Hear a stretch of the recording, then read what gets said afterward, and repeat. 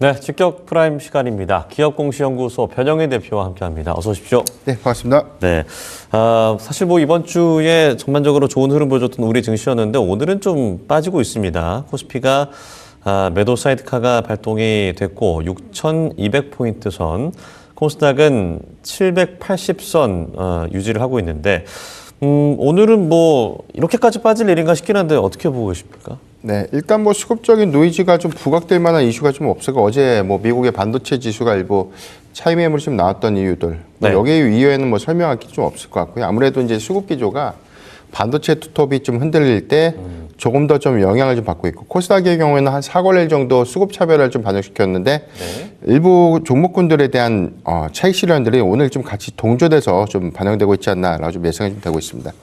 일단 뭐 전반적인 상황들을 보면 미국의 뭐 선물 지수가 한 0.5포인트 나스닥이 좀 빠지고 있고 니케이도 한 2% 정도 좀 빠지고 있기 때문에 이게 뭐 굳이 뭐 국내 증시에 대한 영향들보다는 아무래도 일단 뭐 호르무즈 해협에 대한 이 합의가 좀 있다고 하더라도 이 홍해에서 뭐 선박에 대한 어떤 공격이 좀 있었죠. 그러니까 이런 부분들이 조금 더 이제 불확실성에 대한 내용들을 좀 반영시켰다라고 좀 보이고, 아무래도 이제 고용지표 발표 이전에 일단 금리 경로에 대한 우려감들, 이런 것들이 이제 투자 심리를 좀 더 관망 심리를 좀 자극시키지 않았나. 아무래도 이번 달의 경우에는 FOMC 정례회의가 없다 보니까 금리 정책에 대한 기조가 뭐 유가에 대한 요인이라든가 국채금리에 관련된 변동 요인에 따라서도 많이 영향을 좀 받는 것 같고, 최근에 이 엔화 약세 기조 때문에 뭐 일본 정부에서도 엔화에 대한 어떤 이 강세 기조에 대한 개입을 좀 하고 있고, 미국도 좀 공동 대응을 좀 한다고 하고 있죠. 이 부분이 엔화에 대한 어떤 이 약세 기조가 좀 더 강화되다 보니까 또 일본도 역시나 이제 금리 인상에 대한 어떤 내용들이 좀 재차 좀 부각되고 있는 그런 이슈들이 오늘 전반적인 어떤 수급 여건들을 좀 위축시키고 있지 않나라고 좀 판단이 좀 되고 있습니다. 네. 시가총액 상위 종목들에서 오늘 SK하이닉스에 대한 하락폭이 좀 더 큰데 사실 좀 이유를 보면 뭐 일단 어제자죠. 우리가 ADR 상장을 나스닥에 했는데 25일간의 일단 리서치 공표 금지 규제 이 부분이 좀 풀렸는데, 아무래도 좀 시장에서 좀 기대했던 거는 지난 컨콜에서 좀 약간 미온적인 어떤 이 답변 말고 조금 더 구체적인 주주 환원 정책에 대한 기대감들이 좀 컸는데 이게 좀 아무래도 좀 늦다 보니까 이런 부분들에 대한 어떤 실망감들이 작용하고 있다라고 좀 판단이 좀 되고 있고, 삼성전자가 오늘 상대적으로는 오히려 수급적인 어떤 차별화를 좀 가져가면서 오히려 하락폭을 좀 낮추는 그런 부분들이었는데, 지금 현재는 한 6%대, SK하이닉스가 이제 8%대 좀 하락을 하면서 전체적인 어떤 기조가 또 반도체 투톱 중심에서에 대한 수급 반영들을 시키고 있지 않나. 이 부분은 또 오늘 외인도 장 초반에 이제 매도세가 한 2조 원 가까이 좀 나오다 보니까 전반적인 영향을 좀 주고 있다라고 좀 보면 좋을 것 같습니다. 그러니까 이제 삼성전자와 SK하이닉스가 사실 지난달에 너무나 많이 빠졌고 변동성도 컸기 때문에 8월에는 조금 나아지는가 싶었는데 오늘도 이렇게 빠지다 보니까 피로감이 좀 더 더해지지 않나라는 생각이 드는데요. 그러면은 뭐 8월 달의 흐름들은 좀 이전만큼의 변동성이 크진 않을 것인가. 왜냐하면 레버리지 ETF에 대한 어떤 영향이 좀 줄 수 있다라는 얘기가 나오고 있더라고요. 네. 일단 7월 30일자 기점에서 큰 폭의 반등이 좀 나오다 보니까 이게 뭐 레버리지 예탁금을 3천만 원을 좀 상향했기 때문에 그 효과가 있었던 것 아닌가, 이렇게 하는 거는 뭐 이거는 통계적. 뭐 종국적으로는 이제 그게 그 시행 시점이었기 때문에 그렇게 보였던, 저는 착실하고 좀 보고 있고, 냉정하게 보면 사실 우리가 신용잔고가 8월 4일 기준에서 27조 4천억이죠. 한 달 전, 그러니까 한 4주 전 데이터를 보면 신용잔고가 37조 한 7, 8천억 정도 됐습니다. 이게 한 달 새 신용잔고가 10조가 증발해버린 거예요. 여기에 대해서 이제 ETF 레버리지 청산을 한 95% 정도 이상으로 좀 추정을 해보면 그 규모도 만만치가 않은 거죠. 그러니까 이걸 좀 종합해보면 사실 대규모 청산 부분들이 먼저 다 반영이 됐기 때문에 사실 더 이상 나올 수 있는 악재 요소가 없다는 거죠.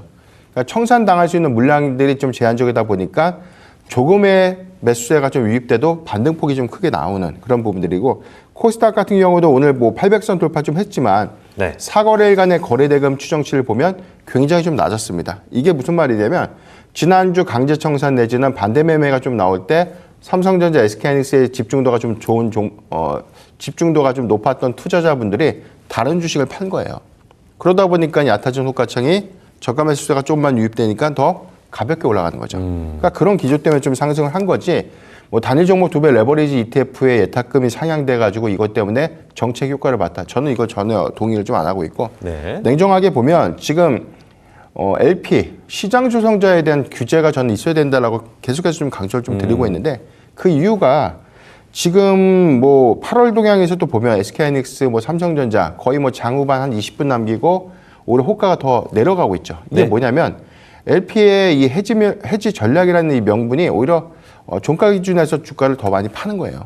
그러다 좀 애프터마켓에서도 반등하고 이 추이를 거의 뭐 제가 볼 때는 한 6주에서 7, 8주 정도 그 모습이 계속해서 좀 재현되고 있는데 전혀 LP에 대한 규제를 좀 원론적으로 이게 위배가 되면 페널티를 주겠다. 이 정도의 스탠스만 좀 가져가다 보니까 이렇게 하면 안 되고 지금 규제 요건들을 좀 개인한테만 좀 몰아갈 것이 아니라 LP에 대한 어떤 집중 조사도 좀 필요하지 않나. 저는 그렇게 보고 있는데 왜냐하면 파생 쪽에서에 대한 수익 기조가 좀 크기 때문에 이거는 제가 볼 때는 오히려 이제 해지라는 명분으로 밀고 오히려 그 다음날 오히려 좀 투매가 좀 나오고 있는 형국들이 재차 좀 반복되고 있는 거기 때문에 네. 지금 추세적으로 보면 뭐 삼성전자, SK하이닉스에 대한 저가 회복 이후에 금요일날 반등폭 나왔지만 월요일날 하락했고 그다음에 오늘의 하락분은 월요일 하락분보다 더 낮은 가격에서 네. 하락이 이어지고 있다는 그런 좀 차이가 있기 때문에 이 점도 우리가 좀 잘 고려를 좀 해봐야 되지 않을까라고 보고 있습니다. 네, 알겠습니다. 어제 상승 출발했고 장 막판까지도 그 가격을 유지를 해줬기 때문에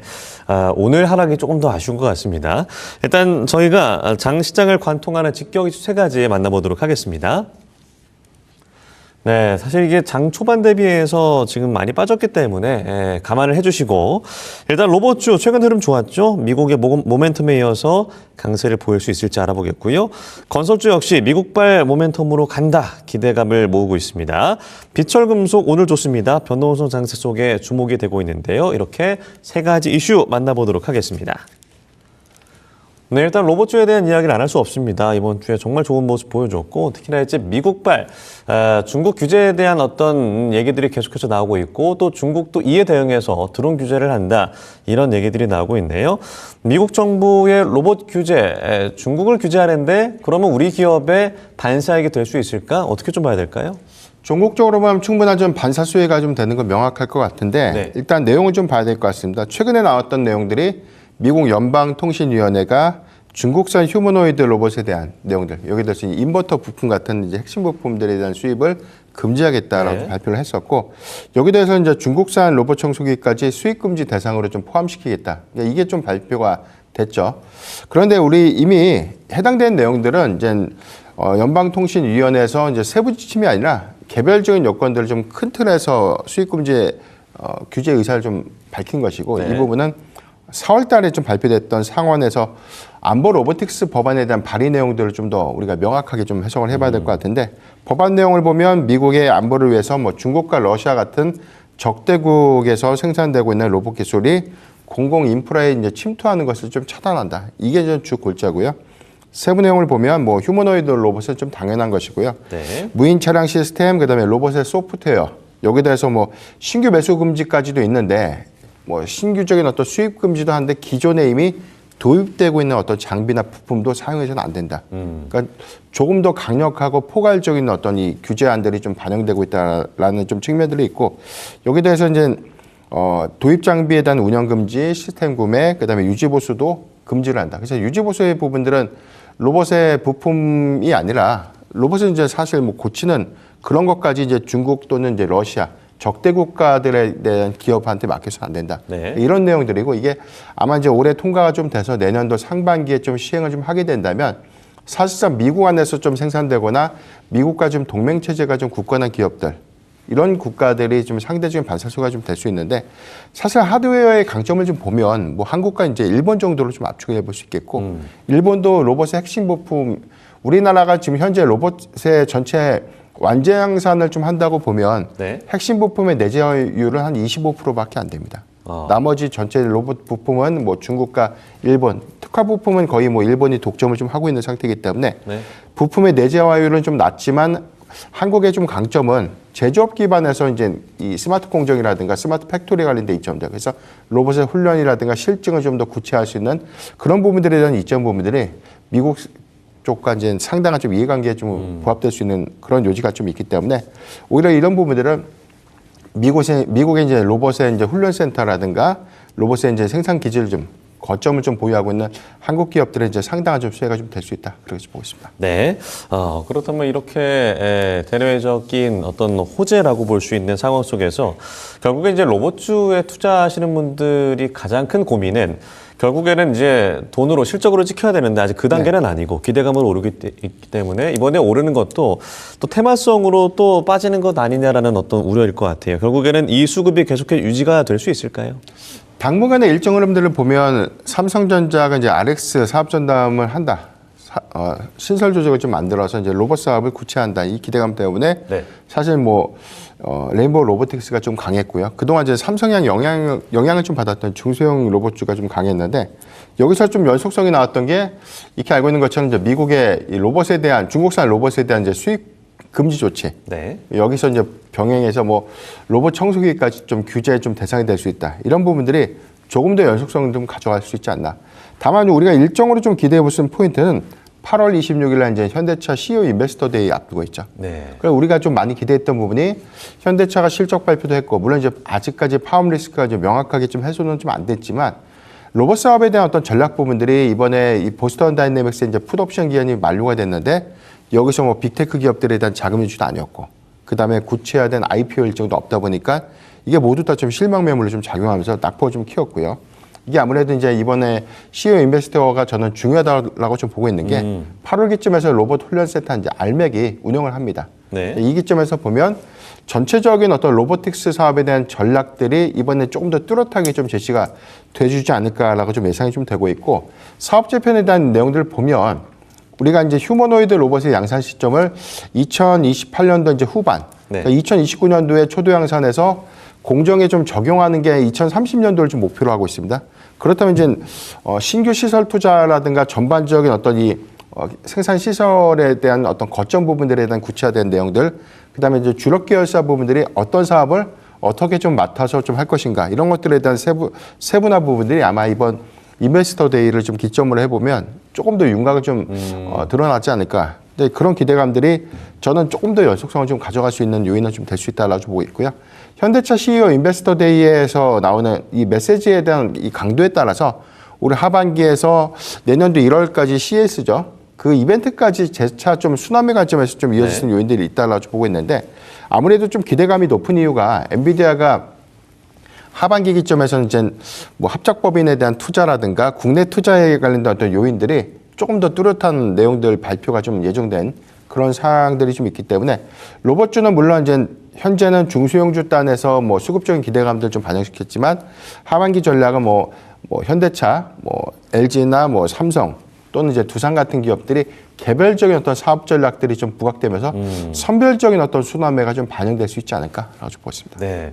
그렇다면 뭐 최근에 코스닥의 상승 흐름을 주도했다라고 하는 것은 사실은 뭐 한때는 제약바이오 또 반도체 소부장 그리고 로봇주까지도 이렇게 이런 상승 흐름에 일조를 했다라고 볼 수 있을 텐데 일단 전반적으로 상반기에 주도주는 뭐니 해도 반도체였고 네. 그렇다면 하반기에는 이런 것들이 좀 분산이 될 수 있을 것인가? 아무래도 반도체가 당연히 강할 수밖에 없겠지만 로봇주가 좀 일조를 할 수 있을까요? 로봇주는 이제 상반기보다는 하반기 개별적인 이벤트가 아직은 좀 유효하고 네. 이 부분에 대한 어떤 가치 반영 부분들은 아무래도 그전에는 하겠다라는 기대감들이 좀 반영됐는데 지금부터는 직접 우리가 눈으로 확인할 수 있는 어떤 설비 투자라든가 그다음에 이제 사업 전략들이 뭐 단순한 사업 전략보다는 이게 양산과 이제 실제 적용이라는 관점에서 우리가 해석을 해보면 네. 그런 부분들이 이제 선별적인 어떤 기대 요인들을 재차 좀 부각시킬 수 있는 요인이기 때문에 일단 뭐 주도주의 손바뀜 가능성은 좀 낮다고 보는 게 맞겠죠. 왜냐하면 네. 반도체가 아직은 피크아웃을 좀 논하기에는 증익 기조가 좀 뚜렷하기 때문에 다만 이제 로봇주의 경우에는 사실 구체된 사업 일정들이라든가 외형을 오히려 좀 더 반영시킬 수 있는 관점에서 보면 로봇주도 일단 대안주로서에 대한 부상들은 뭐 재차 좀 이어갈 수 있는 여지는 좀 있다라고 보이고 네. 지난 6월 가치에 대한 급등세는 좀 아니더라도 완만한 상승 기조를 좀 가져갈 수 있는 근거는 지금 상반기까지는 이 협업에 대한 기대감들이 좀 나왔지만 개별적인 어떤 일정들을 보면 뭐 현대차의 경우는 가장 빠르게 휴머노이드 로봇의 양산 체제 정립, 그다음에 LG도 내년도 상반기 홈로봇 클로이드에 대한 어떤 내용들, 두산도 마찬가지로 협동 로봇을 이제 물류에 좀 적용시키거나 산업용 스마트 팩토리에 좀 적용하고 있는 그런 전략들. LG는 이제 사업지평 관련된 내용들 좀 충분히 좀 나올 수 있는 부분이기 때문에 네. 대형주 단에서에 대한 상승폭이 좀 반영되고 여기서 어떤 종목군들이 밸류체인으로 좀 편입됐을 것인가. 이에 따라서 저는 수급의 여건들이나 차별화 관점에서 좀 수급을 이어갈 수 있겠다라고 좀 보고 있습니다.